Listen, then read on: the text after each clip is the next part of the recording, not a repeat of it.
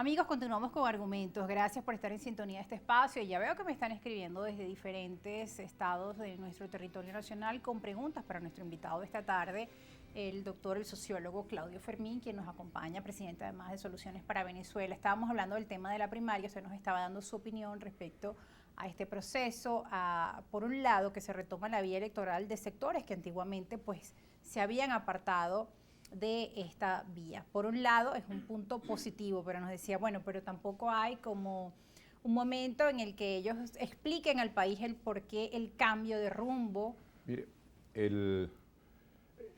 la mirada con la que se ha evaluado el proceso de primarias hasta ahora, nosotros hemos sido simplemente observadores muy atentos de un proceso importante, de un sector importante de la oposición. Pero la mirada con la que se ha evaluado es la mirada casi que de apostadores hípicos. Va a ganar tal, va a ganar cual. Ha sido una mirada muy propagandística. Yo les comentaba a tu audiencia y a ti en el segmento anterior que a mí me ha llamado mucho la atención los cambios que ha vivido el factor político involucrado en las primarias.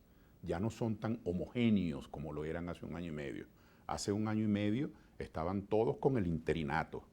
Bueno, recientemente un sector de ese mismo G4 prácticamente borró del mapa a Guaidó e hizo una crítica muy severa sobre lo inútil y lo inconveniente del interinato. Hace año y medio estaban todos, absolutamente todos, con el bloqueo. Hoy hemos visto declaraciones de Rosales y de Capriles tomando distancia del bloqueo. Hace año y medio estaban todos con la confrontación extrema. A mí me llama la atención las declaraciones tanto del doctor Henry Ramos como de Carlos Prosperi en relación a la necesidad de entendimiento, de cohabitación. Sí, un giro.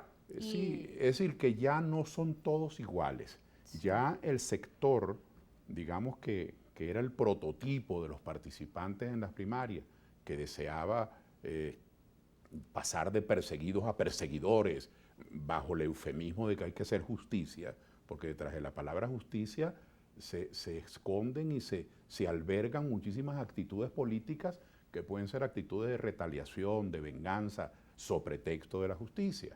Es decir, que sería el interminable cuento de nunca acabar de la violencia política. Todavía esos sectores existen. Hay sectores allí dentro de los promotores de las primarias que siguen pidiendo más bloqueo, hay otros que no. Pero, ¿por qué yo lo observo tan importante lo que ha ocurrido?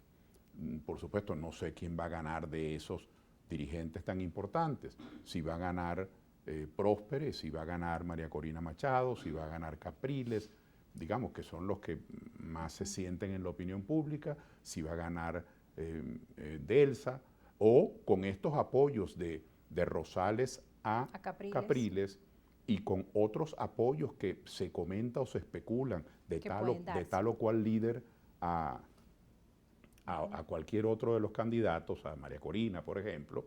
Bueno, no sé cuál va a ser el resultado en términos de pronósticos, ¿no? Pero es posible que allí haya no solo un triunfador, sino un disidente, porque ya no son tan homogéneos. Y eso le hago un llamado a los sectores que hemos estado definidos contra el bloqueo, a favor de los acuerdos y de los entendimientos, de la reconciliación del país, de factores que queremos un cambio para bien, no un cambio para la retaliación, de factores que creemos que el próximo gobierno y el cambio tiene que estar inspirado en el interés nacional, no en los intereses partidistas, y que tiene que ser un gobierno de amplitud, de mucha apertura. Yo creo que tenemos que estar atentos a lo que allí está ocurriendo, porque yo al principio veía como muy separados al G4 y a nosotros, los que no formamos parte del interinato, del guaidosismo, del bloqueo, de la abstención, de la confrontación, los que somos nacionalistas, no formamos parte del tutelaje del embajador Story y todas estas cosas. Yo veía como un abismo, pero ahora ahí hay conductas y hay actitudes interesantes de revisión, de interpretación dinámica de la historia. Así que para quienes creemos en un gran entendimiento, esto abre compuertas. Así que el próximo año, Rosa, cuando a partir de enero los muchos otros sectores de la oposición que hasta ahora noticiosamente han estado en un segundo o tercer plano, dada la importancia y el ímpetu con que arrancó las primarias, pero luego ya sabemos lo que tuvieron, deserción de miembros de la Comisión Electoral, no se pusieron de acuerdo con el Consejo Nacional Electoral, inscribieron a una proporción minúscula de los supuestos votantes en el exterior y tienen estas diferencias programáticas. Y el tema de los inhabilitados que todavía está por resolver. Entonces yo creo que esto es tan dinámico que pueden haber incluso nuevos espacios para discutir, para conversar, todas aquellas personas que estamos interesados en el cambio militante, en el cambio promovido políticamente. Y buscar un gran consenso, porque esto es un sector de la oposición que está realizando su proceso. Sí, claro, pero y es muy importante, no se puede desconocer, es un sector muy importante, sobre todo que en el pueblo nuestro, que hay tanta desesperación, que hay tanta rabia, que hay tanta gente dolida. Bueno, el discurso que ha tenido este sector, que es un discurso agresivo, que es un discurso de confrontación, que es un discurso de vengador, poco proponen, pero es un discurso de este corte.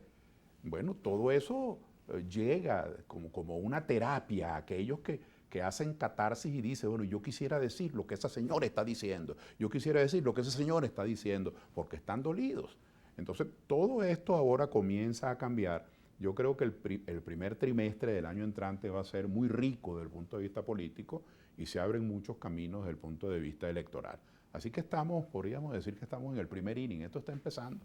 Y ahora usted como sociólogo, ¿cómo percibe al ciudadano, a la población venezolana con estas propuestas o con la falta quizá de algunos de propuestas hacia esas personas que están ávidas de respuestas, de soluciones, que abren el chorro y no tienen agua en su casa, que les falta el gas, que no hay gasolina, bueno, todos esos problemas que conocemos? Yo lo veo con la misma mirada de angustia y de impotencia con que he visto este debate del revanchismo y de la confrontación.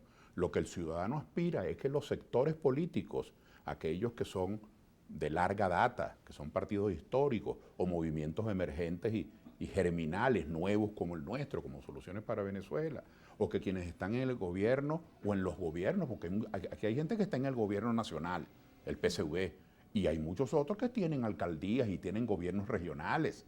Claro, ambos utilizan el mismo argumento, no tenemos recursos.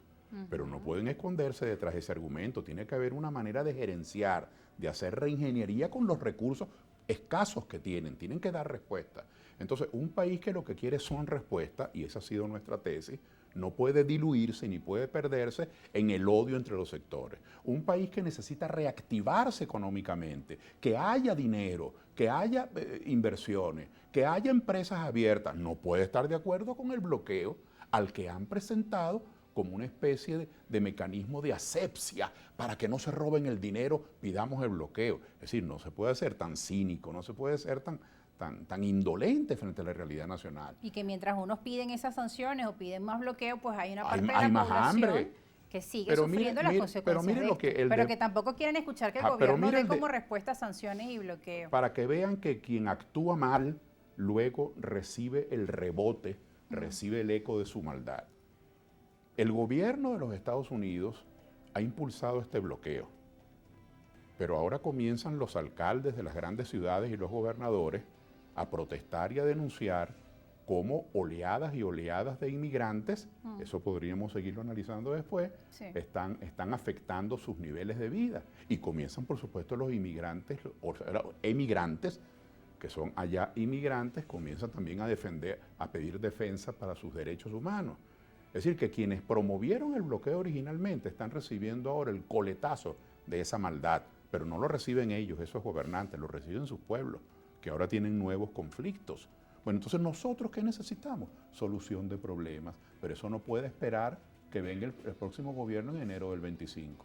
Entonces, ¿cómo desarrollar una campaña electoral y a la vez llegar a acuerdos prácticos en lo que queda de este periodo presidencial? Y de eso hablaremos al regreso de la pausa. Eso es un desafío de la inteligencia y de los partidos políticos.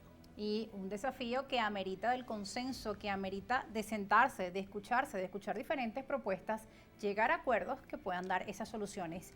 Ya regresamos con más argumentos y también con sus preguntas a través de nuestras cuentas en redes sociales. Ya vamos a leerlas, no se aparten, que ya volvemos con más. Estamos en vivo.